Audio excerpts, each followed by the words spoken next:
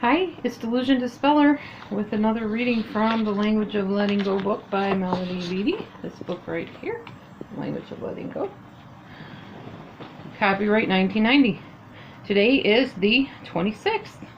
I couldn't even believe it wasn't Sunday yet. I thought it was Sunday. I've been in the hospital with my husband for a couple days now. This is the third day. He's out of the hospital.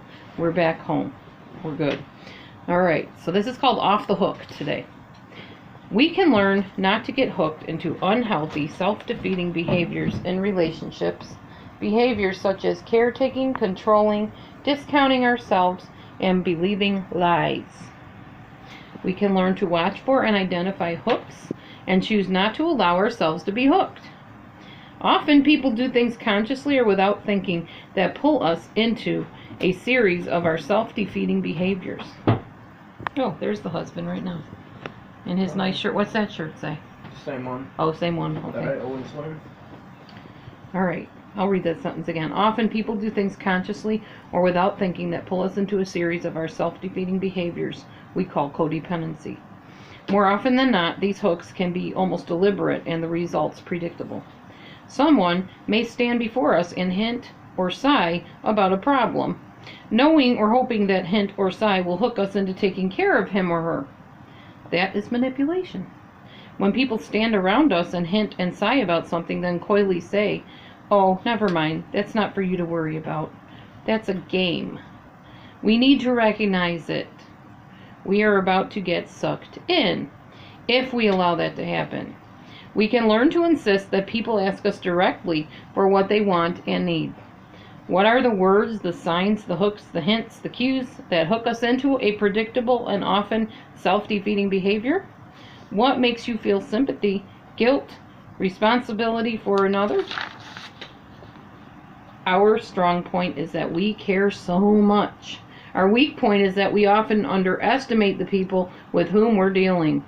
They know what they're doing. It is time we give up our naive assumption that people don't follow agendas of their own in their own best interest and not necessarily in ours. We also want to check ourselves out. Do we give out hooks, looks, hints, hoping to hook another? We need to insist that we behave in a direct and honest manner with others instead of expecting them to rescue us. If someone wants something from us, insist that the person ask us directly for it. Require the same from ourselves. If someone baits the hook, we don't have to bite it.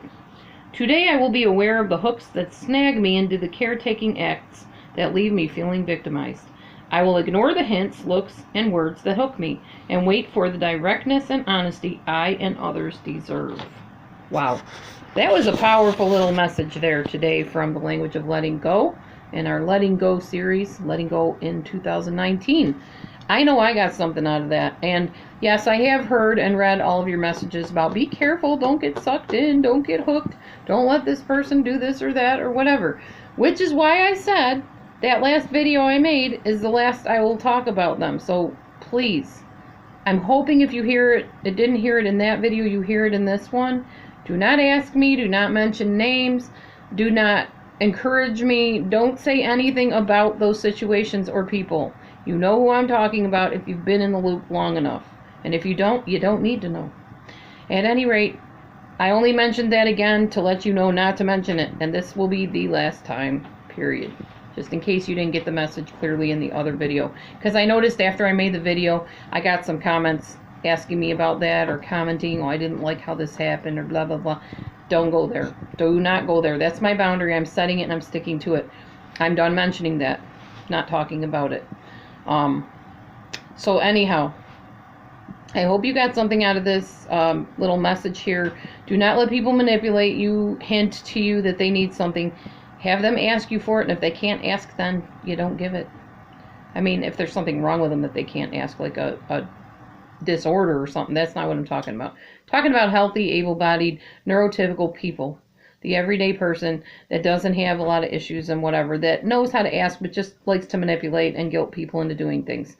Don't fall for it. Set your boundaries, stick to your boundaries, and be free. We'll see you on the next Letting Go in 2019. Thank you.